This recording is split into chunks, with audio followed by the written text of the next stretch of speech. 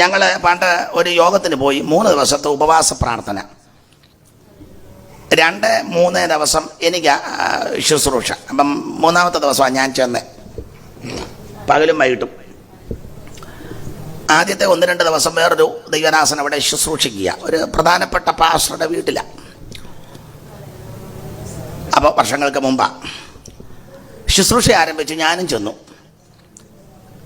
പകലത്തെ യോഗം കഴിഞ്ഞു. ദൈവദാസന്മാർക്ക് ഭക്ഷണം കൊടുക്കാൻ അകത്ത് ക്രമീകരണം. അപ്പം ഉപവസിക്കാത്തവരും വേറെ ഗസ്റ്റുമൊക്കെ ഉണ്ട്. അപ്പം പകലത്തെ യോഗം കഴിഞ്ഞ് ഞാൻ ഇച്ചിരി താമസിച്ചാൽ അതുകൊണ്ട് ഞാൻ പ്രസംഗിച്ചില്ല, വേറൊരാൾ പ്രസംഗിച്ചു. താമസിച്ചെന്നുണ്ട് ഞാൻ പറഞ്ഞു അദ്ദേഹം ശുശ്രൂഷിക്കട്ടെ, വൈകിട്ട് യോഗം ഉണ്ടല്ലോ, അന്നേരം ഞാൻ പറയാം. ഇതിന് ശേഷം മധ്യസ്ഥ പ്രാർത്ഥനയുണ്ട്, അന്നേരം ആലോചനയും തൂതുമൊക്കെ ആയിട്ട് ഇരിക്കുക. അപ്പോൾ രാവിലത്തെ സെഷൻ കഴിഞ്ഞ് ഭക്ഷണത്തിന് അടുക്കളയിൽ ക്രമീകരണം നടത്തുന്നത്. ഡൈനിങ് ടേബിൾ വലുതാണ്. ആ ഡൈനിങ് ടേബിളിൻ്റെ ആ സൈഡിലൊരു വാതിൽ അടുക്കള. അപ്പോൾ ഞാൻ 1-2 പേരോട് സംസാരിച്ച് കഴിഞ്ഞ് ചെന്നപ്പോൾ എനിക്ക് ആ അടുക്കളയുടെ ഭാഗത്തുള്ള കസേരയാണ് കിട്ടിയത്, ഡൈനിങ് ടേബിളിൻ്റെ തന്നെ. മനഃപൂർവ്വം ഇരുന്നതല്ല, ഇതാ അതിൻ്റെയൊക്കെ ഇങ്ങനെ വന്നതുകൊണ്ട് പറ്റിയത്, മറ്റവരെല്ലാം ഇരുന്നു. അപ്പോൾ അവിടെ ഇരിക്കുന്നത് കൊണ്ട് അടുക്കളയിൽ പറയുന്നത് പെട്ടെന്ന് കേൾക്കാൻ പോയിരുന്നതല്ല, സാഹചര്യം ഇതാ. പേരും സ്ഥലമൊന്നും ഞാൻ പറയുന്നില്ല. അപ്പോൾ ഈ പാസ്റ്ററുടെ ഭാര്യ വലിയ കേമിയാണ്. അവർ പാസ്റ്ററോട് പറയുന്നു, അടുക്കളയിൽ പറയുന്നത് എനിക്ക് കേൾക്കാം, പതുക്കെയാ പറയുന്നെങ്കിൽ അവിടെ ഇരിക്കുന്നതുകൊണ്ട് കേൾക്കാം, എന്നെ ദൈവം കൊണ്ടിരുത്തിയതാണ്. അവർ പറഞ്ഞു ഇവനെല്ലാം വെച്ച് വിളമ്പാനൊന്നും എന്നെ കൊണ്ട് പിന്നെ അതിൻ്റെ ദീനമാനു. ഇവർ പറയുന്നത് അടക്കി പറയുക, ഇതിനെ പാസ്റ്റർ പതുക്കെ കേൾക്കും എന്നോട് പറഞ്ഞിട്ടുണ്ട്. ഞാൻ കേട്ടു. പെട്ടെന്ന് വാക്യം എൻ്റെ അകത്ത് വന്നു, കണ്ണുകടിയുള്ളവൻ്റെ അപ്പം തിന്നരുതെന്ന്. പക്ഷെ ഞാൻ ആ സന്ദർഭത്തിൽ അവിടെ നിന്ന് എഴുന്നേറ്റാൽ അന്തരീക്ഷം പോകും. മറ്റവരാരും കേട്ടിട്ടില്ല, അവരും ചിലപ്പോൾ കഴിച്ചില്ലെന്ന് വരികയില്ല, അതൊരു വേറൊരു അന്തരീക്ഷമാകും. അതുകൊണ്ട് ഞാൻ ഒന്നും മിണ്ടിയില്ല, ഇരുന്നു. ഒരു ഇടർച്ച വരുത്തണ്ട എന്ന് കരുതി അല്പം ഭക്ഷണം മേടിച്ച് കഴിച്ചു. ഞാനിത് കേട്ടെന്ന് അവരറിഞ്ഞുമില്ല. കേട്ടതായിട്ട് ഞാൻ സംസാരത്തിലോ മുഖഭാവത്തിലൊന്നും വരുത്തിയില്ല. യോഗമെല്ലാം കഴിഞ്ഞപ്പം ഭക്ഷണം കഴിച്ചു കഴിഞ്ഞപ്പം അമ്മാമ്മ ഇച്ചിരി കഴിഞ്ഞ് വന്നിട്ട് പ്രൈസ് ദി ലോർഡ് ദൈവദാസന്മാരെ. ഞാനും പറഞ്ഞു സ്തോത്രം. നമ്മളെപ്പോലെ അഭിനയിക്കാൻ മിടുക്കർ വേറെ ആരും ഈ മമ്മൂട്ടിയും മോഹൻലാലും ഒന്നും നമ്മുടെ വെട്ടത്ത് വരികയല്ല. അവർക്കൊക്കെ എഴുതി കൊടുക്കണം. എന്തുവാ അതിന് പറയുന്നേ, ഡയലോഗൊക്കെ കൊടുത്തെങ്കിൽ അതവർ പഠിച്ചേച്ചാൽ നമുക്ക് ഒന്നും എഴുതി തരണ്ട, അന്നേരം ഇനി വരുവാ. അയ്യോ, പത്രോസ് ഇതിനോട് ചേർന്നൊരു പദം പറഞ്ഞു, വ്യാജഭാവം. നമ്മളെ പോലെ വ്യാജഭാവം കാണിക്കാൻ മിടുക്കര് ലോകത്തിലാരും ഇല്ല. ആരാധനയ്ക്ക് ഇരിക്കുമ്പോൾ ഇങ്ങനെ ഇരിപ്പൊക്കെ നിങ്ങളത് കണ്ടേ, എന്തോ പവിത്രമായിട്ട്. ഇത് കഴിയുമ്പോൾ കമ്മിറ്റി കൂടുമ്പോൾ ഈ മുഖം വന്ന് 2 ഫോട്ടോയും എടുക്കണം. 2 ഫോട്ടോയും ഫ്രെയിം ചെയ്ത് വെക്കുന്നത് നല്ലത്. ഇടയ്ക്കിടയ്ക്ക് നോക്കണം. കമ്മിറ്റി കൂടിയപ്പോൾ ഉള്ള മുഖഭാവവും കർത്തൃമേശം എടുത്തപ്പോഴുള്ള ചുമ്മാ വന്ന് വെള്ളവും കടലയും മേടിച്ചുകൊണ്ട് പോകുന്നത് പോലെ. ഞാനിങ്ങനെ പറയുന്നതിന് വിരോധം വല്ലതും ഉണ്ടോ? ഈ ശൈലി അതോ ഞാൻ ഇളകണോ? അല്ല നിങ്ങൾ പറ. ഇടയ്ക്കൊന്ന് ഇളകാം.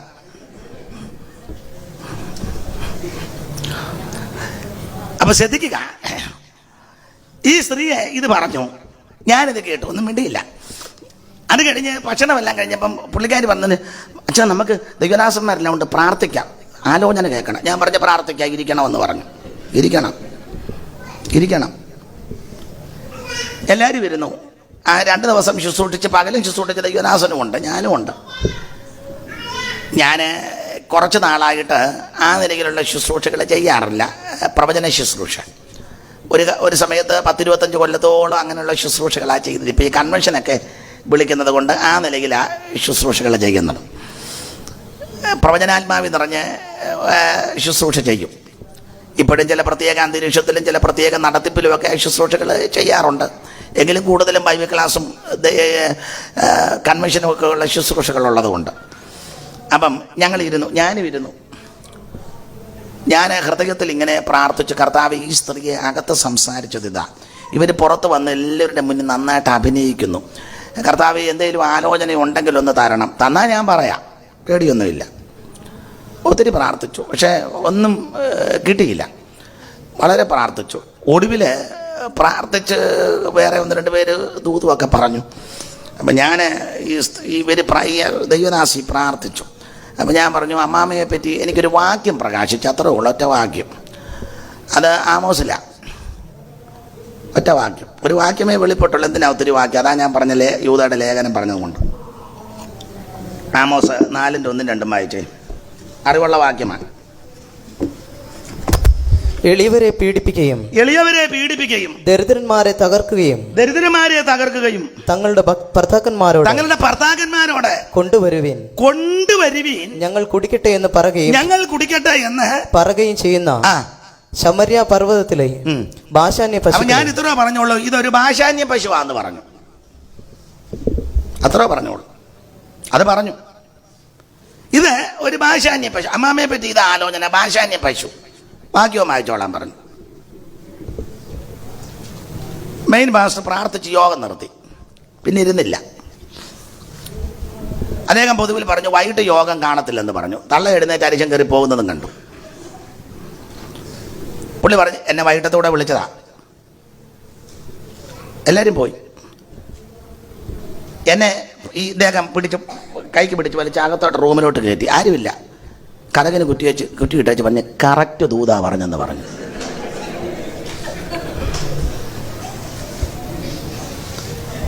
അലമാര തുറന്ന് ഒരു കവറും തന്നു. വൈകിട്ട് വേണ്ട പൊക്കോളാൻ പറഞ്ഞു. 2 പകലും രാത്രിയിലും അന്ന് പകലും ശുശ്രൂഷിച്ച ദൈവദാസനുമുണ്ട്. പുള്ളിക്കും കവർ കൊടുത്തു. ഞങ്ങൾ സ്നേഹിതരാ. ഞാനിവിടെ ചെല്ലുന്നത് കൊണ്ടാണ് പുള്ളി വെയിറ്റ് ചെയ്തത്. ഒന്നിച്ച് ഞങ്ങൾ 2 പേരുടെ ഇങ്ങോട്ട് വന്ന്, വണ്ടി ഒന്നുമില്ല, ബസ്സിന് പോരണം. നടന്നു വന്നപ്പം ബസ്സിൽ കയറി. അപ്പം ഞാൻ ചോദിച്ചു, നിനക്ക് സ്വോത്രകാഴ്ച വല്ലതും തന്നോ? കാരണം അന്തരീക്ഷം വല്ലാതാ. വല്ലതും തന്നു. അപ്പം ഞങ്ങൾ ബസ്സിന് എന്തോ തന്നു. അപ്പം അവനൊരു എമൗണ്ട് പറഞ്ഞു. അച്ചായന് വല്ലതും തന്നോ? ഞാൻ പറഞ്ഞു, എൻ്റെ കയ്യിലും തന്നു. ഞാനും എടുത്തു. അപ്പം ഞാൻ നോക്കി, അന്നത്തെ കാലമാണ്. എനിക്ക് 2000 രൂപ തന്നു. 2000 അന്നാന്ന് ഓർക്കണം. ഞാൻ ചോദിച്ചു, നിനക്ക് എന്തോ തന്നു? അച്ഛാ 750 രൂപ. അന്നാ വിലയുള്ളതാ. ഞാൻ ചോദിച്ചു, നീ 2 രാത്രിയും 2 പകലും ഇന്ന് പകലും എല്ലാം ഈ അണ്ടം കീറിയിട്ട് നിനക്ക് ഇത്ര? ഞാൻ ഒറ്റ വാക്യോ പറഞ്ഞോളൂ. നിങ്ങൾക്ക് മനസ്സിലായി കാണും. ഇത് പോസ്റ്റ് കാർഡാണ്. 25 വാക്യമേ ഉള്ളൂ. കൊരിന്ത്യർക്കെഴുതിയ 1-ാം ലേഖനം 16 അധ്യായമുണ്ട്. ഇല്ലണ്ട. അപ്പൊ ഇത് 25 വാക്യമേ ഉള്ളൂ എങ്കിലും സകല വിഷയവും ഈ ലേഖനത്തിലുണ്ട്. ഞാനിങ്ങനെ പറയുന്നത് ദൂതലോകത്തെ വിഷയം മുതൽ അന്ത്യകാല വിഷയം വരെ ഈ ലേഖനത്തിൽ. പിന്നെ ചടികടാന്ന് വായിക്കണം. 6-ാം വാക്യം ദൂതലോകത്തെ വിഷയം 6. പെട്ടെന്ന്. തങ്ങളുടെ വാഴ്ച കാത്തുകൊള്ളാതെ സ്വന്തം വാസസ്ഥലം വിട്ടുപോയ ദൂതന്മാരെ മഹാദിവസത്തിന്റെ വിധിക്കായി എന്നേക്കുമുള്ള ചങ്ങലയിട്ട് അന്ധകാരത്തിന് കീഴിൽ സൂക്ഷിച്ചു. അപ്പൊ ശ്രദ്ധിക്കുക, ദൂതലോകത്തെ വിഷയം മുതലാ യൂദ തുടങ്ങിയിരിക്കുന്നത്. ദൂതലോകത്തെ വിഷയം. തങ്ങളുടെ വാഴ്ച കാത്തുകൊള്ളാതെ സ്വന്തം വാസസ്ഥലം വിട്ടുപോയ ദൂതന്മാരെ മഹാദിവസത്തിന്റെ വിധിക്കായി എന്നേക്കുമുള്ള ചങ്ങലയിട്ട് അന്ധകാരത്തിന്റെ കീഴിൽ സൂക്ഷിച്ചിരിക്കുന്നു. അപ്പൊ ശ്രദ്ധിക്കുക, ദൂതലോകത്തെ വിഷയമാ യൂദ തുടങ്ങിയിരിക്കുന്നത്. ഇത് ചെറിയ ലേഖനമല്ല. ഈ വാക്യം വിവാദവാക്യവും കൂടാ. യെശയ്യാ 14-ലും എസെക്കിയേൽ 28 പറയുന്ന ദൂതനാണെന്നും പാപം ചെയ്ത ദൂതന്മാരെ വെട്ടിത്താഴോട്ടിട്ടു ആ ദൂതന്മാരാണെന്നും അല്ല, ആദിമ ജലപ്രളയത്തിന് മുമ്പുള്ള ആദിമ ഭൂമിയിലുള്ള ദൂതന്മാരാണെന്നും അതല്ല, പാപം ചെയ്ത ആദമിനെ ഹവ്വായും തോട്ടത്തിൽ നിറക്കി വിട്ടപ്പം മിന്നുന്ന ജ്വാലയുള്ള വാളുമായിട്ട് കെറൂബുകളെ നിർത്തി അതാണെന്നും ഒക്കെ വാദമാണ്. നമുക്കിപ്പോൾ അതിനല്ലല്ലോ നേരം. തർക്കം ദൈവസഭയ്ക്കും ഇല്ലെന്ന. എന്തായാലും ഇങ്ങനെ അങ്ങ് ചിന്തിച്ചോ, ദൂതലോകത്തെ വിഷയം മുതൽ യൂദ ലേഖനം എഴുതിയിരിക്കുന്നത്. ഇത് ചെറിയ ലേഖനമല്ല. അപ്പൊ ദൂതലോകത്തെ വിഷയം മുതൽ അന്ത്യകാല വിഷയം വരെ 18-ാം വാക്യം വായിച്ചേ. 18. അന്ത്യകാലത്ത് മതി. അന്ത്യകാലത്ത്. അപ്പോൾ ദൂതലോകത്തെ വിഷയം മുതൽ അന്ത്യകാല വിഷയം വരെ ആ യൂദ ഈ ലേഖനത്തിൽ കൊടുത്തിരിക്കുന്നത്. ഇനി ഈ ലേഖനത്തിന്റെ വേറൊരു വിശേഷത, വെളിപ്പാട് പുസ്തകത്തിന്റെ പുറകിലാ ഈ ലേഖനം കൊടുത്തിരിക്കുന്നത്. വെളിപ്പാട് പുസ്തകത്തിന്റെ പുറകിൽ. അതിനൊരു കാരണം, നിത്യത എന്ന പദം പറഞ്ഞ് പര്യവസാനിപ്പിച്ചിരിക്കുന്ന ലേഖനമാണ് യൂദയുടെ ലേഖനം.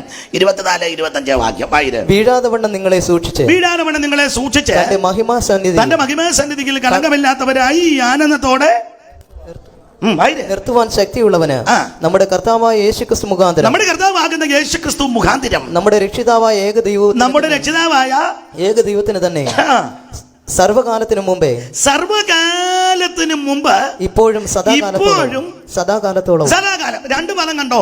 സർവകാലത്തിന് മുമ്പ്, ഇപ്പോഴും സദാകാലത്തോളം. രണ്ട് പദം, സർവകാലത്തിന് മുമ്പും സദാകാലം. ഈ രണ്ട് പദം മൂലാർത്ഥത്തിൽ നിത്യത എന്ന അർത്ഥമാണ്. നിത്യത. ദൈവമക്കൾ നിത്യത പോകും. ഇപ്പോഴാരും നിത്യത പോയിട്ടില്ല. മരണ വീടുകളിലെല്ലാം എഴുതി വച്ചിരിക്കുക ഫോട്ടോയും. പാപ്പച്ചൻ നിത്യതയല്ലേ, പിന്നെ തോമാച്ചൻ നിത്യതയല്ലേ. ഇപ്പോഴൊന്നും നിത്യതയല്ല. ഇപ്പൊ ക്രിസ്തുവിൽ മറഞ്ഞിരിക്കുക, വിശ്രമിക്കുക. നിത്യതയിൽ പിന്നെ പോകുന്നത്. പാപ്പച്ചൻ്റെ സ്വഭാവം കണ്ടാൽ പോകാൻ ഒക്കുമോ എന്നുള്ളതും അത് ദൈവം തീരുമാനിക്കട്ടെ. എന്തായാലും നിത്യതയിൽ നമ്മൾ പ്രവേശിക്കും. നിത്യത എന്ന് പറഞ്ഞിട്ട് ആർക്കും സന്തോഷമില്ലെന്ന് തോന്നുന്നു.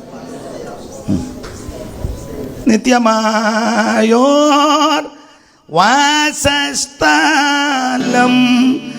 നമുക്കുണ്ടു. പേടിക്കാതെ പാട്. ഓ,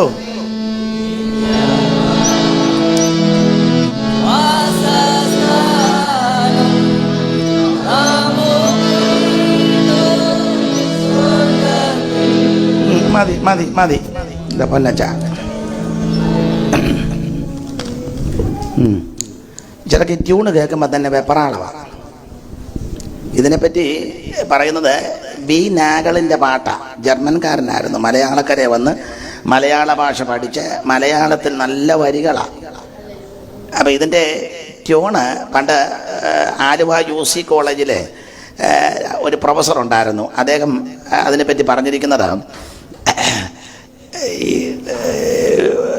ഈ സായിപ്പന്മാരുടെ ഇടയിൽ, വിശേഷിച്ച് ബ്രിട്ടനിലൊക്കെ ഒരു ഭാര്യയും ഭർത്താവും ഒരു കുടുംബജീവിതത്തിൽ പ്രവേശിച്ച് കഴിയുമ്പം അവരുടെ രീതികളാണ്. ഇവരെ ഈ പൂന്തോട്ടത്തിൽ കൂടെയൊക്കെ നടക്കും. നമുക്കതിന് നേരെ ഒന്നുമില്ല.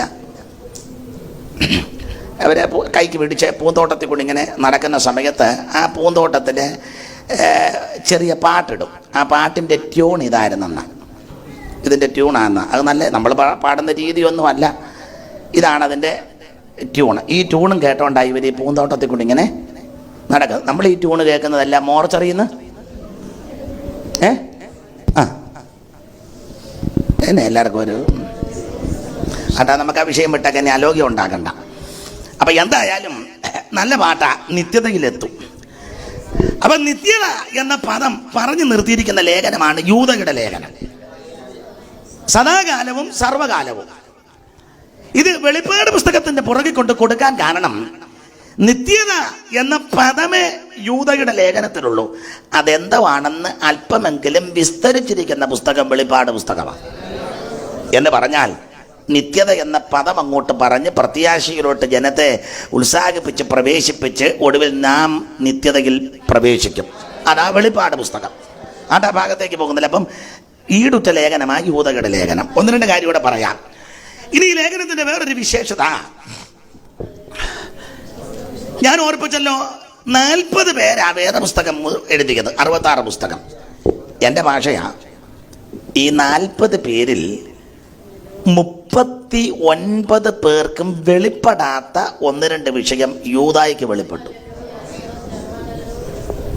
അതായത് ചെറിയ ലേഖനമല്ല.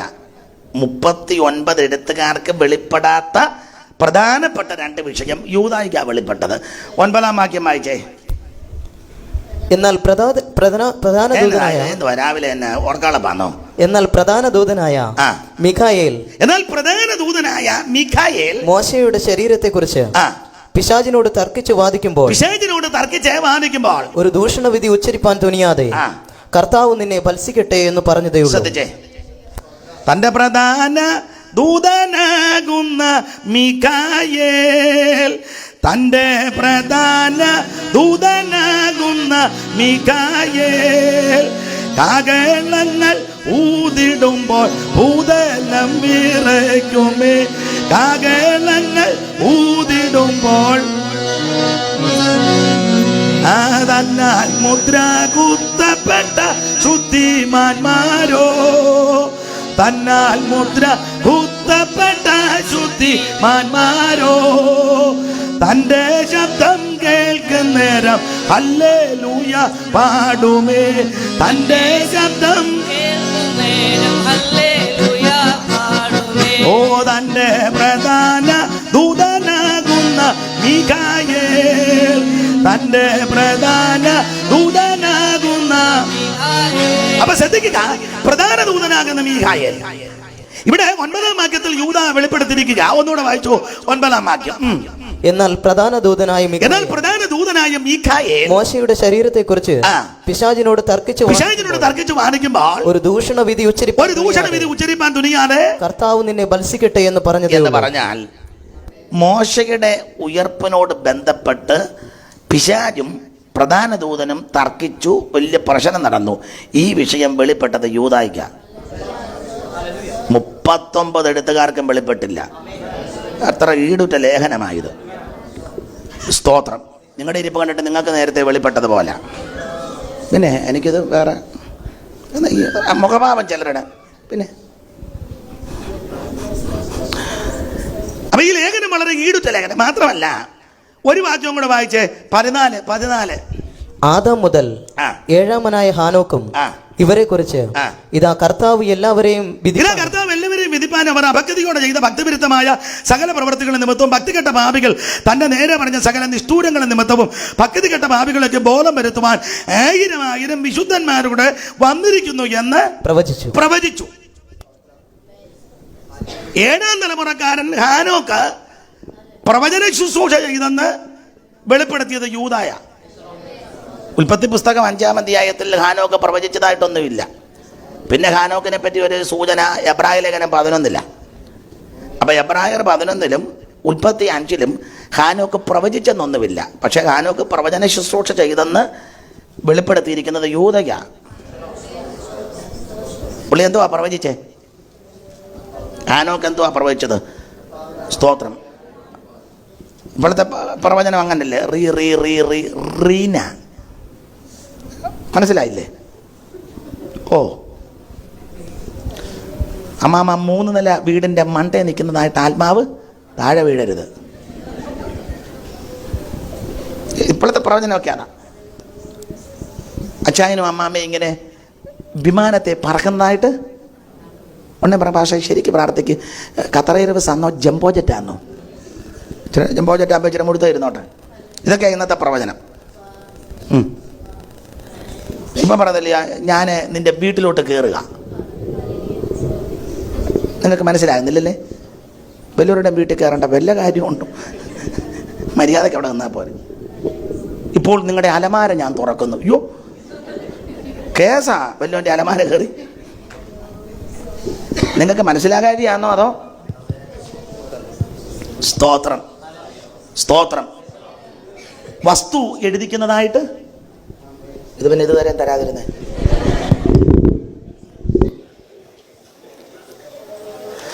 അപ്പൊ ഇന്നത്തെ പ്രവചനമൊക്കെ ആ നിലയിലാ പ്രവചനം. ഹാനോക്ക് പ്രവചിച്ചത് ഇതൊന്നുമല്ല. ഒന്നുകൂടെ വായിച്ചേ ബ്രദറെ. ആദാം മുതൽ ഏഴാമനായ ഹാനോക്കും ഇവരെ കുറിച്ച് ഇതാ കർത്താവ് എല്ലാവരെയും വിധിപ്പാൻ. ഇതാ പ്രവചനം. കർത്താവ് സകല എണ്ണത്തിനെ വിധിക്കും.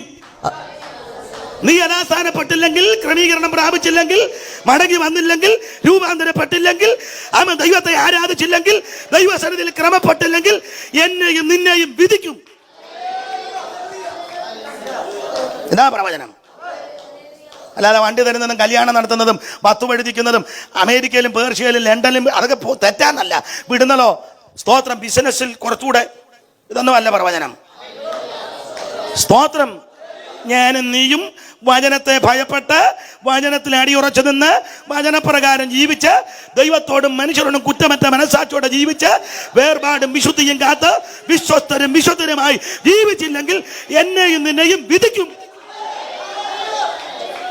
നീതിക്കായി മിശിക തന്റെ വഴിയൊരുക്കുമ്പോൾ നീതികേടിൻ വഴികളെ നശിപ്പിച്ചിടുമേ. നീതിക്കായി മിശിക തന്റെ വഴിയൊരുക്കുമ്പോൾ നീതികേടിൻ വഴികളെ നശിപ്പിച്ചിടുമേ. എഴുന്നു ശോഭിപ്പി ദീപം തെളിയിപ്പി പറന്നു പോവാൻ ഏറ്റവും അടുത്തു വരുന്നിതാ. വാനിൽ പറന്നു പോവാൻ കാലമേറ്റം. ഓ നിൻ കിരീടമാരുമേ ഡുത്തിടാതെ നോക്കുക. ജീവിത വസ്ത്രത്തെ നീ വെള്ളയായി കാക്കുക. നിൻ കിരീടമാരുമേ ഡുത്തിടാതെ നോക്കുക. ജീവിത വസ്ത്രത്തെ നീ വെള്ളയായി കാട്ടുക. എഴുന്നു ശോഭിപ്പി ദീപം തെളിയിപ്പി പറന്നു പോവാൻ കാലമേ അടുത്തു വരുന്നില്ല. വാനിൽ പറന്നു പോവാൻ നീതിക്കായി മിശിക തന്റെ വഴിയൊരുക്കുമ്പോൾ നീതികേടിൻ വഴികളെ നശിപ്പിച്ചിടുമേ. നീതിക്കായി മിശിക തന്റെ വഴിയൊരുക്കുമ്പോൾ നീതികേടിൻ വഴികളെ. അപ്പൊ ശ്രദ്ധിക്കുക, ഹാനോക്ക് പ്രവചിച്ചത് ഇതാ പ്രവചിച്ചത്. കർത്താവ് ന്യായം വിധിക്കും. അത് പ്രസംഗിക്കുന്നവരെ ആണെങ്കിലും കൊള്ളാം, പ്രാർത്ഥിക്കുന്നവർ നേരായിട്ട് പോയില്ലേ വിധിക്കും. അത് തീർത്ത് പറ. ഇതാ ഹാനോക്കിന്റെ പ്രവചനം. അല്ലാതെ മുക്കുടിയനോട് പറയാ ദൈവം നിന്നെ കണ്ടിരിക്കുന്നു മകനി. സഭയെ ബ്ലേഡുകാരനുണ്ട്, അവനോട് പറയാ പുതിയ വഴി തുറക്കുന്നു. അതിനെ പുതിയ ബ്ലേഡിനോ അയലത്തുകാരനുമായിട്ട് മിണ്ടുകല്ല. അവനോട് പറയാ ദൈവം നിന്നെ അനുഗ്രഹിക്കുമെന്ന്. എടാ ആദ്യം അവനോട് പോയി ക്രമീകരിക്കേ. ഒരു സഭയിലാ കൂടുന്ന കൈ കൊടുക്കല്ല, നീ ആദ്യം യഥാസ്ഥാനപ്പെടേ. അപ്പനെ അമ്മയും കൊണ്ട് അനാഥശാല ഇട്ടേച്ച് ഇവിടെ വന്ന് മറുഭാഷ പറയുക.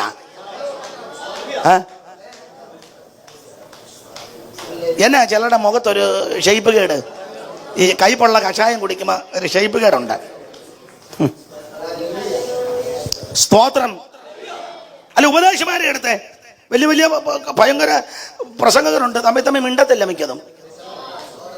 എന്നാ എനിക്കറിയാൻ മേല ചിലക്ക് കൈ കൊടുക്കാൻ തന്നെ വലിയ അങ്ങനെയുള്ള കൊണ്ട് ഭയങ്കര ആളായിപ്പോയി. ഒരു കൂറയില്ലാതെ തെണ്ടി നടന്നവനാ. ആണെന്ന് തെളിവ് തരണോ? ഒന്നല്ല 100 തെളിവ് തരാം. ഇപ്പോൾ ഞാൻ ഒന്നാം പ്രതി ഞാനാ. പിന്നെ ബാക്കി മുഴുവൻ ലിസ്റ്റ് ഞാൻ തരാം. ഞാൻ സഹിതം ഒന്നാം പ്രതി ഞാനാ. പൗലോസ് പറഞ്ഞാൽ ആ പാപികളിൽ ഒരു കൂറയില്ലാതെ ആർക്കും വേണ്ടാതെ തെണ്ടി നടന്ന എന്നെയും ഇതുപോലുള്ള പല കക്ഷികളെയും ദൈവം അങ്ങ് ഉയർത്തി. ഒരു കുറ്റി സൈക്കിൾ പോലും ഇല്ലായിരുന്നു. ഇപ്പൊ 2-3 മണ്ടി. ഞാൻ എതിരല്ല, ആയിക്കോട്ടെ. ഒരു നല്ല വീട് പോലും ഇല്ലായിരുന്നു, ഓലപ്പരയായിരുന്നു. അത് നല്ലതല്ല. ചാണകം തളിച്ച് അടിച്ചു മേടിക്കുക താറ. ഒരു നല്ല പാത്രം പോലും വീട്ടിലില്ലായിരുന്നു. 10 പേര് ഒന്നിച്ച് വന്ന അന്നേരം ഇല വെട്ടാൻ പോകും. ഇലയോട് താല്പര്യം ഉണ്ടായിട്ടല്ല, പാത്രമില്ലായിട്ട്. ഇപ്പൊ ആ സ്ഥിതിക്കെല്ലാം മാറ്റം വരുത്തിയപ്പം മിക്കവർക്കും അഹങ്കാരം. അയ്യോ അഹങ്കാരം. കയ്യൊക്കെ തരാൻ ഈയിടെ ഒരു പ്രഗത്ഭനായ ആള്, പേരൊന്നും ഞാൻ പറയുന്നില്ല. ഞാൻ അച്ഛനോട് ഞാൻ പിന്നെ പറയാം. എന്തുവാന്നോ എനിക്കറിയാൻ പറ്റില്ല. ഇവർക്ക് ഇത് ഒരു ഗതിയും ഗത്യന്തരവും ഇല്ലാതെ കിടന്നവന്മാരാ. ഞാൻ ചെന്ന് കൈ കൊടുത്തു വലിയ കാര്യത്തിൽ. പ്രൈസ്തലോ 2 പേരില്ല.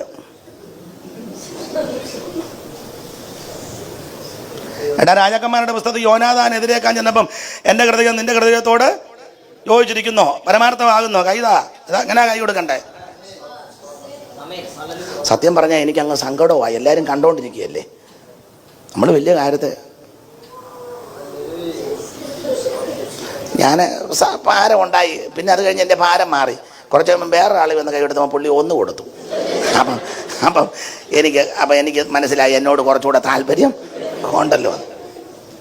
എനിക്ക് 2 തന്നു. അവൻ ചെന്നപ്പോൾ വേറൊരാൾ ചെന്നപ്പോൾ കൊടുത്തേ ഇല്ല.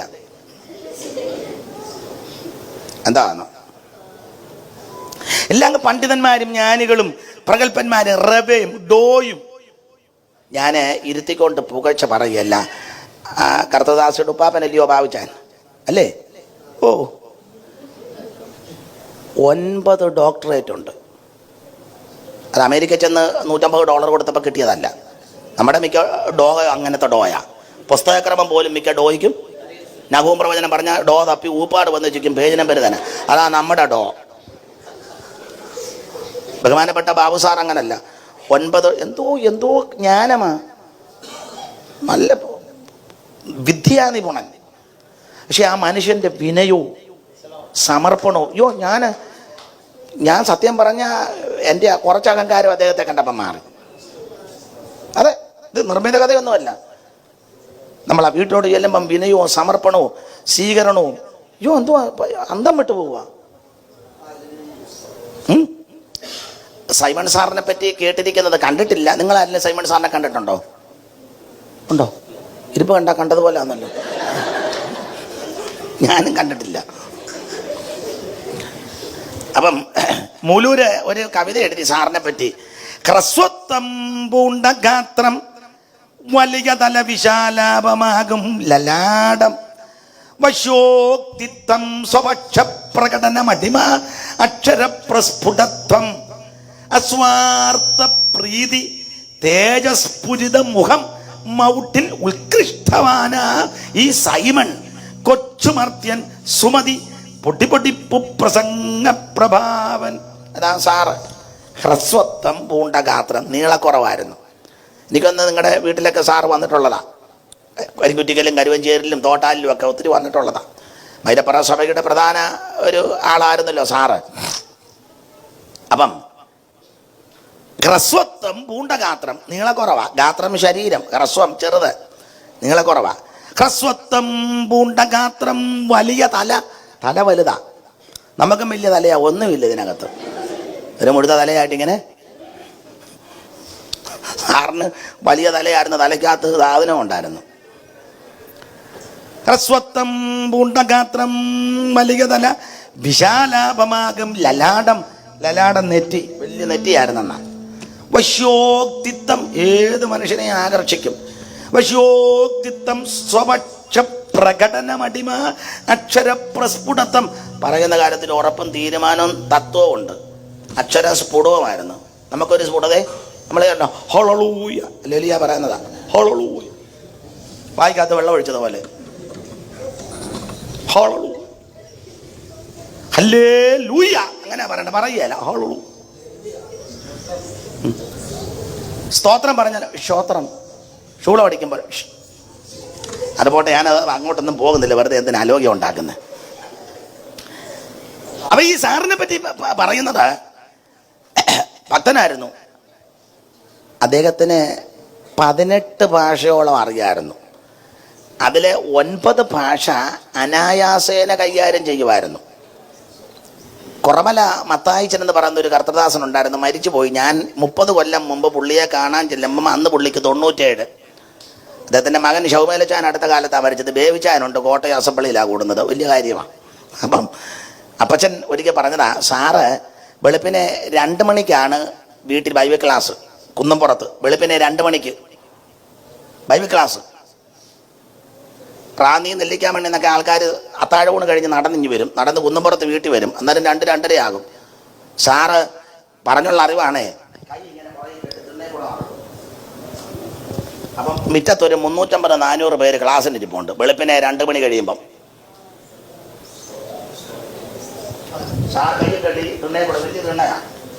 അങ്ങോട്ടും ഇങ്ങോട്ടും നടക്കുമ്പോൾ ക്ലാസ്സും എടുക്കും, കണ്ണനോ നടത്തും, പുസ്തകം എഴുതാനുള്ളത് പറഞ്ഞു കൊടുക്കും. അന്നേരം പാട്ട് കെട്ടി അതും എടുത്ത് ശിഷ്യന്മാരിങ്ങനെ ഇരിക്കുകയല്ലേ.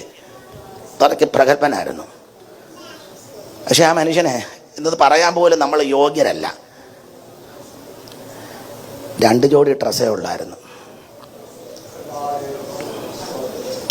നമുക്ക് ഡ്രസ്സിംഗ് റൂമിൽ ഇങ്ങനെ നോക്കിയിട്ട് എന്നിട്ടൊന്നും ബോധിക്കുന്നില്ല നമുക്ക്. ഈ സാരി ഇന്നാൾ ഉടുത്തതാ, അത് ഫ്രൈഡേ ഉടുത്തതാ, അത് നാളെ കല്യാണത്തിന്. മുഖം കാണുമ്പോൾ അറിയാം ഒന്നും ഒരു തൃപ്തിയില്ല.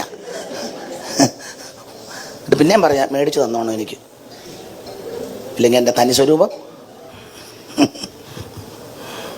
അവരൊക്കെ ഭക്തന്മാരാ. ഒരിക്കൽ ഡ്രസ്സ് മുഷിഞ്ഞു. സൈമൺ സാറിൻ്റെ ഭാര്യനെ ഐരൂരമ്മ എന്നാണ് വിളിക്കുന്നത്. ഐരൂരമ്മ രാവിലെ കഴുകാൻ കൊടുത്ത് പുള്ളിക്കാരി തിരക്ക് കൊണ്ട് ഒത്തില്ല. സാറ് പകലത്തെ ശുശ്രൂഷ കഴിഞ്ഞ് വന്നപ്പോൾ കഴുകിയിട്ടില്ല, ഇട്ടത് മുഷിഞ്ഞു. പുള്ളി ഒന്നും കുഴപ്പമില്ലെന്ന് പറഞ്ഞ് നേരെ യോഗ സ്ഥലത്തോട്ട് പോവുക. പോയ വഴിക്ക് ആറ്റിലിറങ്ങി, പമ്പയാറല്ലേ, കുളിച്ചു. രണ്ടാം മുണ്ട് ഉടുത്തേച്ച് ഇത് കുത്തിപ്പിഴിഞ്ഞ് അങ്ങോട്ടിട്ടു. കുളിച്ചേച്ച് കയറി വന്നപ്പോൾ നനവുണ്ട്, എടുത്തിട്ടു. ഇട്ട് നടന്ന് യോഗ സ്ഥലത്ത് ചെന്നപ്പോൾ ഉണങ്ങി. ശുശ്രൂഷിച്ചു. ഞാൻ ഓർത്ത് നിങ്ങളൊന്ന് ഞെട്ടുവാരിക്ക് വന്ന്.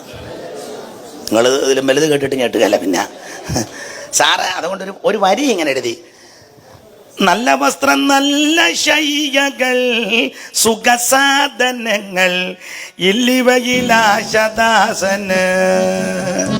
നല്ല വസ്ത്രം, നല്ല ശയ്യകൾ, സുഖസാധനങ്ങൾ, ഇല്ലിവയിലാശദാസന്.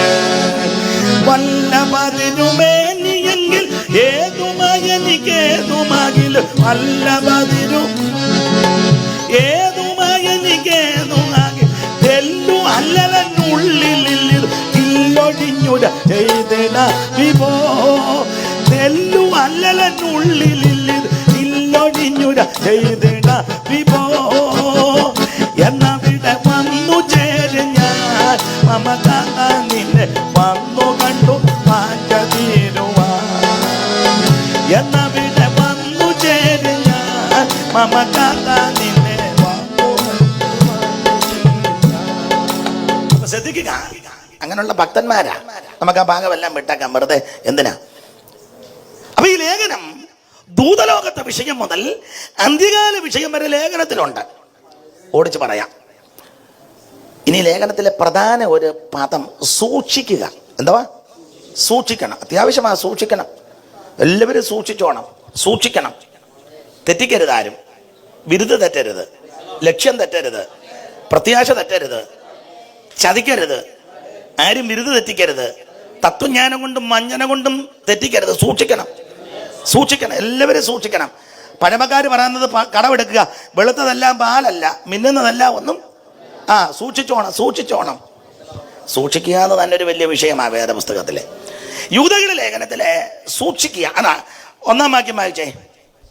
1-ാം വാക്യം വായിക്കണം, 6-ാം വാക്യം വായിക്കണം, 13-ാം വാക്യം വായിക്കണം, 21-ാം വാക്യം വായിക്കണം, 24-ാം വാക്യവും വായിക്കണം. ക്രമത്തിൽ വായിര്. യേശുക്രിസ്തുവിന്റെ ദാസനും യാക്കോബിന്റെ സഹോദരനുമായ യൂദാ, പിതാവായ ദൈവത്തിൽ സ്നേഹിക്കപ്പെട്ടും യേശുക്രിസ്തുവിനായി സൂക്ഷിച്ചു. അവിടെ സൂക്ഷിച്ചെന്ന 6-ാം വാക്യം വായിച്ചേ. തങ്ങളുടെ വാഴ്ച കാത്തുകൊള്ളാതെ സ്വന്തം വാസസ്ഥലം വിട്ടുപോയ ദൂതന്മാരെ മഹാദിവസത്തിന്റെ വിധിക്കായി എന്നേക്കുമുള്ള ചങ്ങലയിട്ട് അന്ധകാരത്തിന് കീഴിൽ സൂക്ഷിച്ചു. അവിടെ സൂക്ഷിച്ചു. 13-ാം വാക്യം വായിച്ചേ. 13. തങ്ങളുടെ നാണക്കേട് നുരച്ചു തള്ളുന്ന കൊടിയ കടൽ തിരകൾ സദാകാലത്തേക്കും അന്ധതമസ് സൂക്ഷിച്ചു വെച്ചിരിക്കുന്നു. അവിടെ സൂക്ഷിച്ചെന്ന 21. പരിശുദ്ധാത്മാവിൽ പ്രാർത്ഥിച്ചും നിത്യജീവനായിട്ട് നമ്മുടെ കർത്താവായ യേശുക്രിസ്തുവിന്റെ കരുണയ്ക്കായി കാത്തിരുന്നും കൊണ്ട് ദൈവസ്നേഹത്തിൽ നിങ്ങളെ തന്നെ സൂക്ഷിച്ചു. അവിടെ സൂക്ഷിച്ചു. 24 വായില്. വീഴാതെ വണ്ണം നിങ്ങളെ സൂക്ഷിച്ചു. അപ്പൊ കണ്ടോ, 5 വാക്യത്തിലും പ്രധാന ഒരു ഫലമാ സൂക്ഷിച്ചു. എല്ലാവരും സൂക്ഷിച്ചോണം, സൂക്ഷിക്കണം. ഞാനൊന്നും വിവരിക്കുന്നില്ല. ദൈവത്തിന്റെ മഹത്വം. ഈ ലേഖനം വളരെ ആഴമേറിയ ലേഖനമാണ്. സൂക്ഷിക്കണം. ഇനി ഈ ലേഖനത്തിലെ 3 കാര്യങ്ങൾ എടുത്ത് പറയുന്നുണ്ട്. 3 കാര്യം. 3ന്റെ ഒരു കണക്കുണ്ട്. 3ന്റെ ഒരു കണക്ക്. 3 ഒരു നല്ല കണക്കാ. 3ന്റെ ഒരു കണക്കുണ്ട്. 1-ാം വാക്യത്തിൽ തന്നെ 3 കാര്യം വായിച്ച. 1-ാം വാക്യം. യേശുക്രിസ്തുവിന്റെ ദാസനും യാക്കോബിന്റെ സഹോദരനുമായ യൂദാ, പിതാവായ ദൈവത്തിൽ സ്നേഹിക്കപ്പെട്ടും യേശുക്രിസ്തുവിനായി സൂക്ഷിക്കപ്പെട്ട് ഇരിക്കുന്നവരായ വിളിക്കപ്പെട്ടവർക്ക്. 3 പദമാ. സൂക്ഷിക്കപ്പെട്ട്, വിളിക്കപ്പെട്ട്, സ്നേഹിക്കപ്പെട്ട്. 3. അതിന്റെ അടുത്ത വാക്യം വായിച്ച. അവിടെ 3 കാര്യം. നിങ്ങൾക്ക് കരുണയും സമാധാനവും സ്നേഹവും വർദ്ധിക്കുമാറാകട്ടെ. കരുണ, സമാധാനം, സ്നേഹം. 3 കാര്യമാണ്. 6-ാം വാക്യം വായിച്ചേ. 3 സംഭവങ്ങളുണ്ട്. തങ്ങളുടെ വാഴ്ച കാത്തുകൊള്ളാതെ സ്വന്തം വാസസ്ഥലം വിട്ടുപോയ ദൂതന്മാര്. മഹാദിവസത്തിന്റെ വിധിക്കായി വാഴ്ച കാത്തുകൊള്ളാതെ പോന്ന ദൂതന്മാര്. പിന്നെ ഒന്ന് മഹാദിവസത്തിന്റെ വിധിക്കായി. അടുത്ത വാക്യം. അതുപോലെ സോദോമും ഗോമോരയും ദൈവം ന്യായം വിധിക്കുന്ന വിഷയം. പിന്നെ 5-ാം വാക്യം.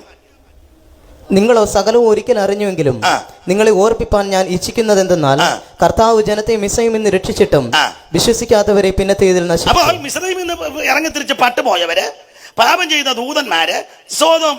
3 സംഭവം. അത് 3ന്റെ കണക്കാ. ഇനി 11-ാം വാക്യം വെച്ച 3 വ്യക്തികള്. അവർ കയ്യോ കഷ്ടം, അവർ കയ്യിന്റെ വഴി. 1 കയ്യീൻ. 2 കയ്യിന്റെ വഴിയിൽ നടക്കുകയും കൂലി കൊതിച്ച് ബിലയാമിന്റെ വഞ്ചനയെ തങ്ങളെ തന്നെ ഏൽപ്പിക്കുകയും കോരകന്റെ അങ്ങനെയുണ്ട് 3 കക്ഷികള്. ബിലയാം, കയ്യിനെ ബിലയാം, കോരക്, 3 നല്ല ഏറ്റ പുള്ളിക്കാരാ. മനസ്സിലായില്ല? കയ്യിന്റെ വഴി എന്തുവാ? കയ്യിന്റെ വഴി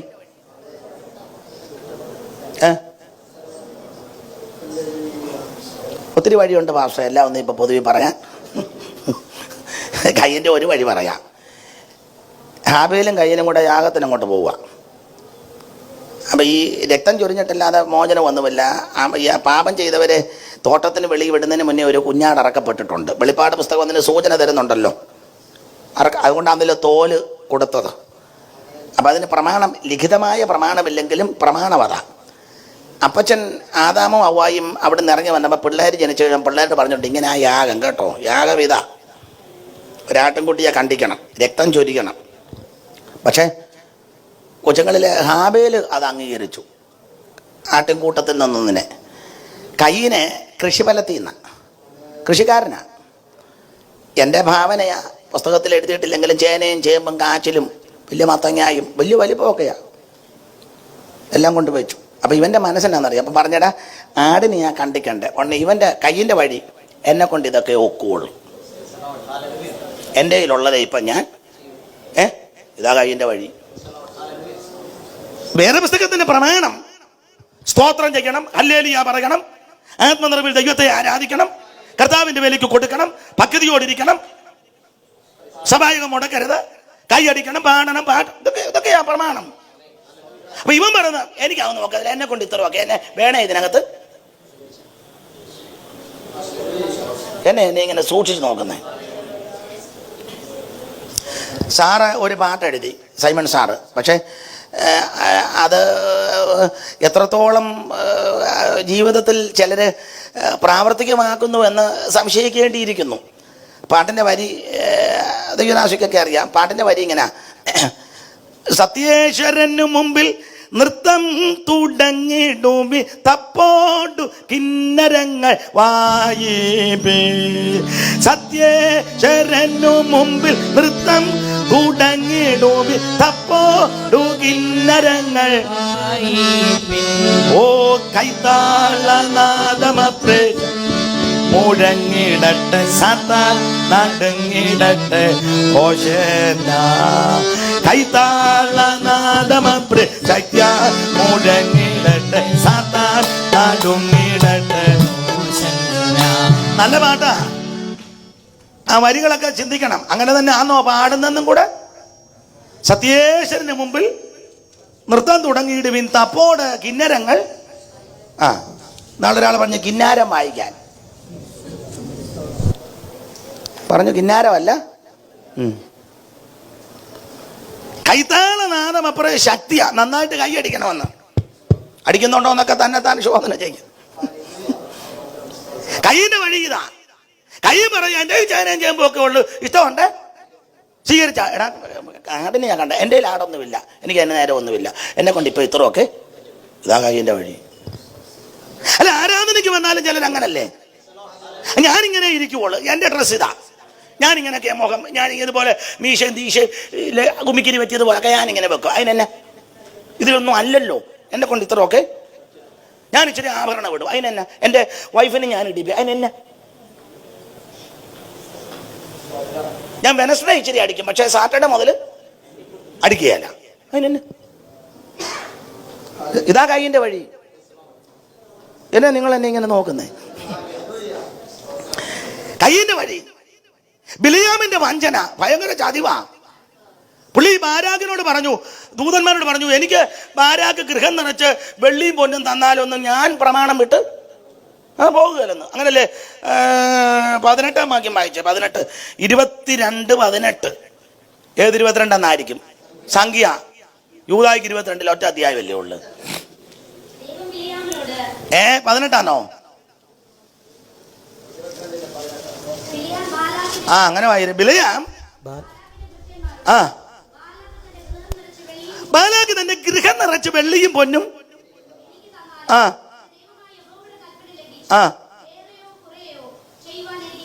എങ്ങനുണ്ട്? ഗൃഹം നിറച്ച് വെള്ളിയും പൊന്നും തന്നാലും ഞാൻ പ്രമാണം വിട്ട് പുറമേ ഡയലോഗ് അടിക്കുക. പുൾപ്പിറ്റെ കയറി നിന്ന് പിള്ളേരുടെ ഭാഷ പറഞ്ഞ പുൾപ്പിറ്റെ നിന്ന് കീച്ചുക. പുൾപ്പിറ്റെ നിന്ന് ഞാൻ എന്നെ പ്രതിയാക്കിയാ പറഞ്ഞത്, കീച്ചുക. എനിക്ക് ഗൃഹം നിറച്ച് വെള്ളിയും പൊന്നും തമ്പുരാൻ ഇവൻ്റെ ഹാർട്ടിൻ്റെ സ്കാൻ ചെയ്തു. ചില അസുഖമൊക്കെ പിടികിട്ടാത്തമ്മ അവർ പറയണ്ട, സ്കാൻ ചെയ്ത് വെച്ചു. ചിലത് നോക്കുമ്പോഴേ പിടികിട്ടും, കുഴൽ വെക്കുമ്പോഴേ ആ ഇടിപ്പെന്തം വേണ്ടോ, ചിലത് പിടികിട്ടുകയല്ല, സ്കാൻ ചെയ്ത് വെച്ചു.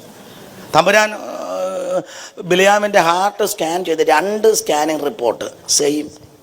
പത്രോസിൻ്റെ 2-ാം ലേഖനം 2-ാം അധ്യായത്തിൻ്റെ 14 വായിച്ചേ, പെട്ടെന്ന് നിർത്തുക. അവർ വ്യഭിചാരിണിയെ കണ്ട് രസിക്കുകയും പാപം കൊണ്ട് തൃപ്തിപ്പെടാൻ 15 വായിച്ചോ. 15 അവർ നേർവഴി വിട്ടുതെറ്റി ബെയോരിന്റെ മകനായ ബിലയാമിന്റെ വഴിയിൽ നടന്നു. അവർ അനീതിയുടെ കൂലി കൊതിച്ചു.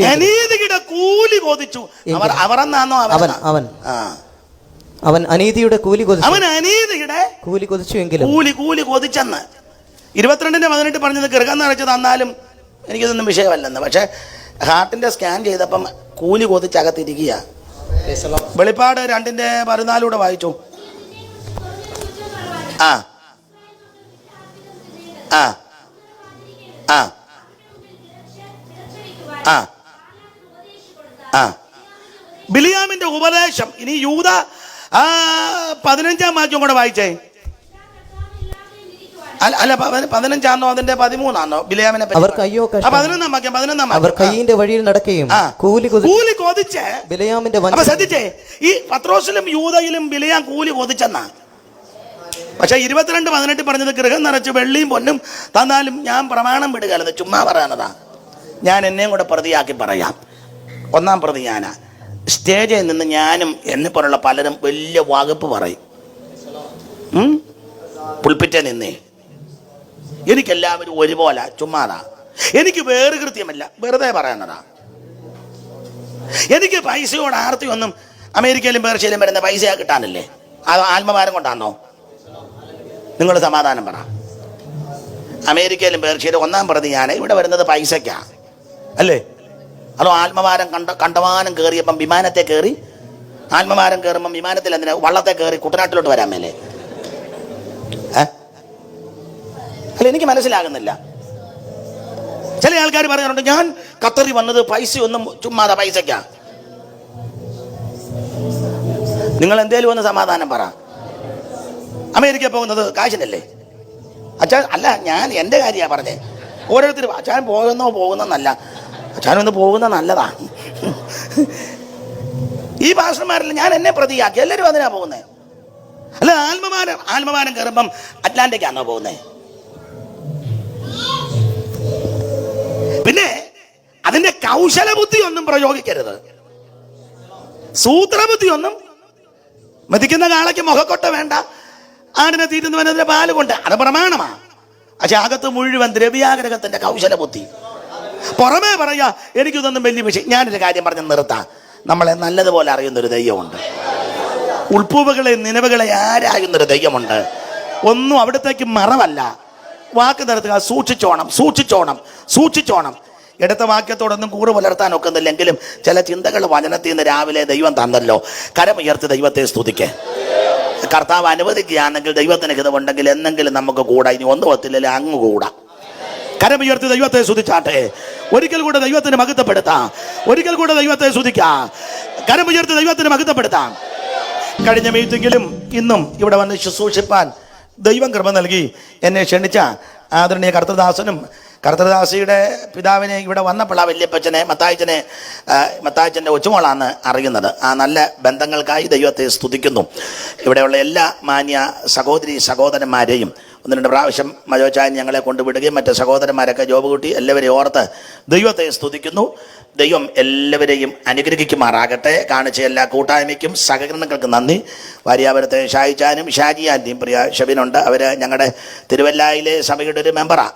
ആ മാന്യ കുടുംബത്തെ ഓർത്തും ദൈവത്തെ സ്തുതിക്കുന്നു. ദൈവം എല്ലാ നിലയിലും ആദരിക്കട്ടെ. അവിടുത്തെ വേലയുടെ ആരംഭം മുതൽ ആ കുടുംബം എല്ലാ ഭൗതിക കൂട്ടായ്മകളും കാണിച്ചു. അവിടെ ഇരിക്കുന്ന മൈക്ക് സെറ്റും എല്ലാവരും വീഡിയോയുടെ ക്യാമറയും എല്ലാം അവരാ മേടിച്ച് തന്നത്. ഞങ്ങളിങ്ങനെ പ്രാർത്ഥിക്കും, ദൈവം അവരോട് ഇടപെട്ട കാര്യങ്ങളെല്ലാം ചെയ്തു. എല്ലാ കൂട്ടായ്മയ്ക്കായിട്ടും ദൈവത്തെ സ്തുതിക്കുന്നു. പ്രാർത്ഥനയിൽ പരസ്പരം ഓർക്കാം, കർത്താവിൻ്റെ വരവിനായിട്ടൊരുങ്ങാം, സൂക്ഷിക്കണം, വിശ്വസ്തരായിട്ട് നിൽക്കാം. ദൈവം അനുഗ്രഹിക്കട്ടെ. കർത്തദാസിയും കണ്ടതിൽ സന്തോഷം. ദൈവം അനുഗ്രഹിക്കട്ടെ.